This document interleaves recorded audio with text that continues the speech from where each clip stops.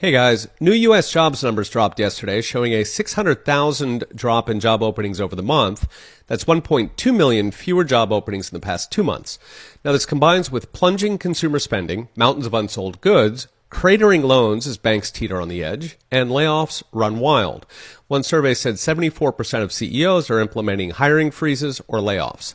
More than 350,000 black women in USA lost their jobs in 3 months. 350,000 jobs for black women were lost in 3 months. So this is according to the Bureau of Labor Statistics. You understand why the crime rate for black people in USA is so high. How are they supposed to feed themselves? 350,000 jobs in just 3 months. How are they supposed to feed themselves? But all these black Americans, they are welcome in Africa. They are told to return back home, to come back home. Many African Americans are making a different choice. Ditching the American dream, they are returning to Africa to reconnect with their roots. Ghana becomes the fourth African nation to receive deported migrants from the U.S. South Africans are calling on African Americans to come home. They told warehouse. See this big warehouse. Warehouse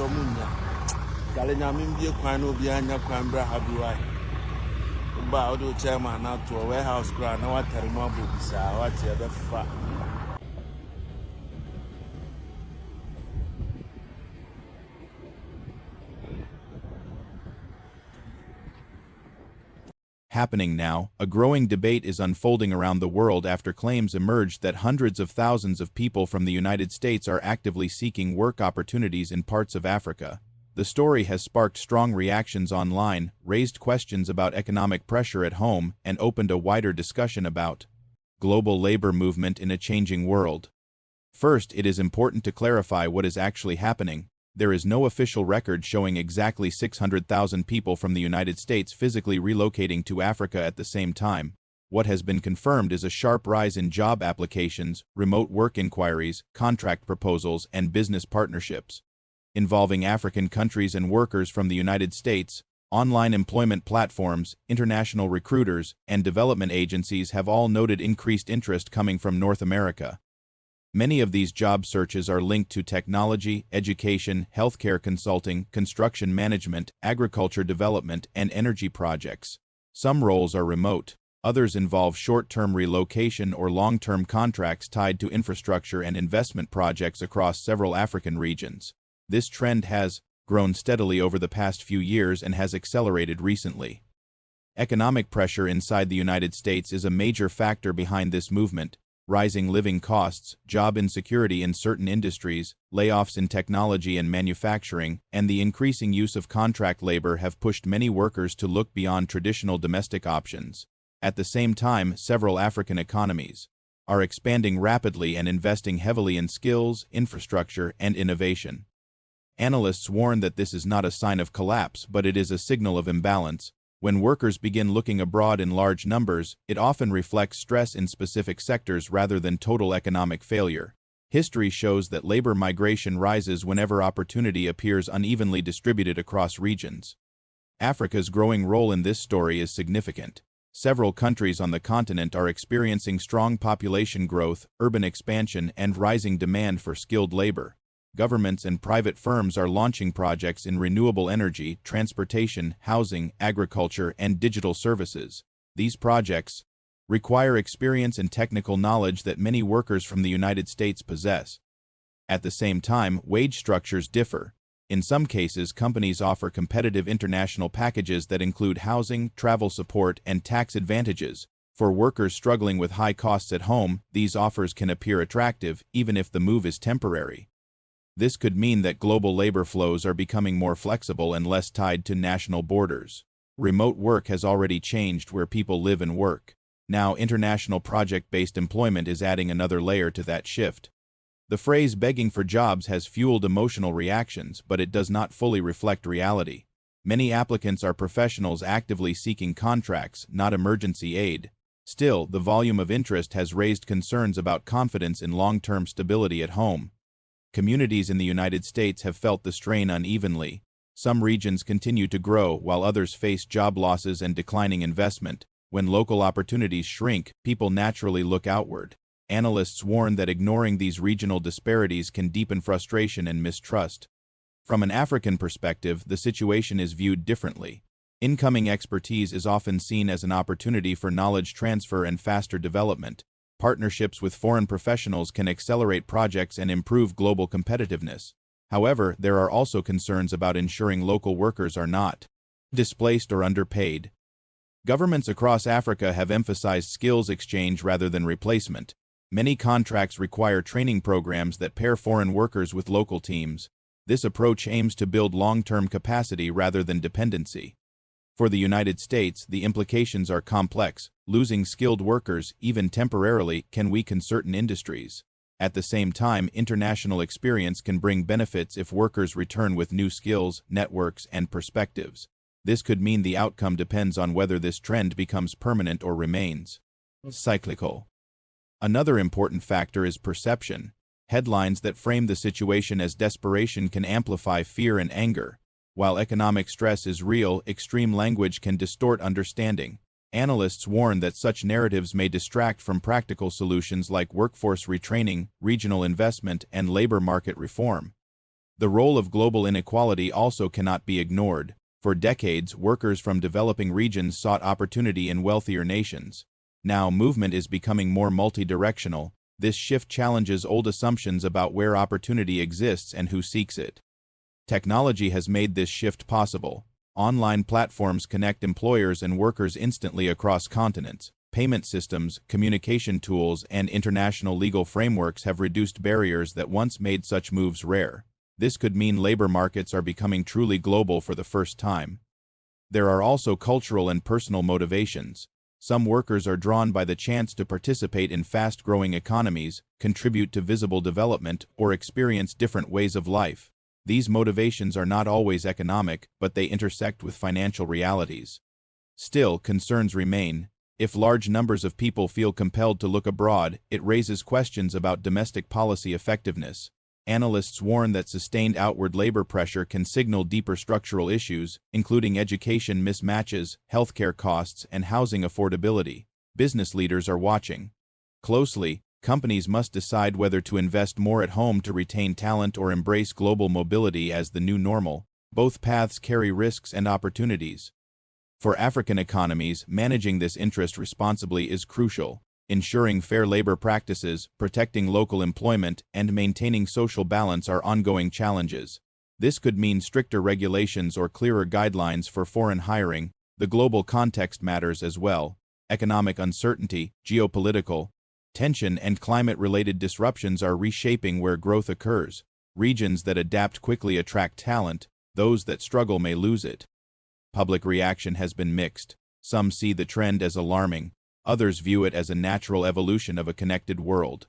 The truth likely lies somewhere in between. What is clear is that the story touches on deeper anxieties about work, stability, and the future.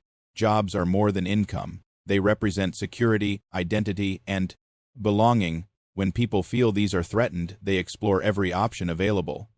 As more data emerges, clarity will improve. Numbers may rise or fall.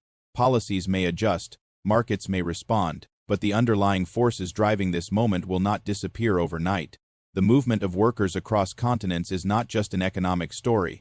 It is a human one, shaped by hope, fear, ambition, and adaptation. How countries respond will shape trust and opportunity for years to come. As viewers reflect on this developing situation, one thoughtful question remains. In a world where opportunity is no longer tied to one place, how can nations ensure stability at home while embracing an increasingly global workforce? The discussion around this labor shift continues to deepen as more context becomes available. Beyond the headlines, the movement of workers from the United States toward opportunities in Africa reflects broader changes in how people think about employment, security, and growth. It is not a sudden collapse, but it is not a meaningless coincidence either. One important detail is the type of work being pursued. Many applicants are not seeking permanent relocation. Instead, they are responding to project-based roles tied to construction, technology deployment, healthcare systems, and education initiatives. These roles often last months or a few years, offering stability during uncertain times. This could mean workers are treating international contracts as a buffer rather than an escape. Education and skill alignment play a key role. Certain industries in the United States are producing more graduates than available positions, especially in specialized technical fields. When domestic demand slows, these workers look globally. African economies, investing heavily in modernization, become natural destinations for this. Surplus of expertise. Analysts warn that if domestic systems fail to absorb skilled labor efficiently, frustration will grow. Training people for jobs that do not exist locally creates pressure to look elsewhere. Over time, this can weaken confidence in education to employment pathways. At the same time, African institutions are evolving. Universities, research centers, and private firms are increasingly integrated into global networks. Hiring internationally is part of that integration. The presence of foreign professionals can accelerate development, but it also requires careful management to avoid inequality and resentment. Remittances add another dimension. Workers who take international contracts often send money back home. This flow supports families and local economies in the United States, especially in regions hit hardest by job losses. This could mean the economic impact is more complex than simple loss. There is also a psychological factor. When people feel stuck, even a distant opportunity can restore a sense of agency. Applying for jobs abroad becomes a way to regain control in an uncertain environment. This emotional element is rarely captured in statistics but strongly influences behavior. Media framing has intensified reactions. Words like begging imply desperation and helplessness. In reality, many applicants are negotiating contracts, setting terms, and choosing among options. Analysts warn that misleading language can distort public understanding and fuel unnecessary panic. Policy responses will shape what happens next. Investment in domestic job creation, especially in infrastructure and energy, could slow outward movement. Support for retraining and regional development could redirect talent back into local economies. This could mean the trend peaks rather than accelerates. On the African side, capacity building remains a priority. Governments are balancing openness with protection. Clear labor laws, visa regulations, and skills transfer requirements help ensure that international hiring benefits the broader population.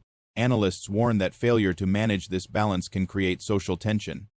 Another factor is cost of living. In many African cities, expenses remain lower than in major U.S. urban centers. When combined with competitive pay packages, this difference can be decisive. This could mean global wage comparisons are reshaping where people choose to work.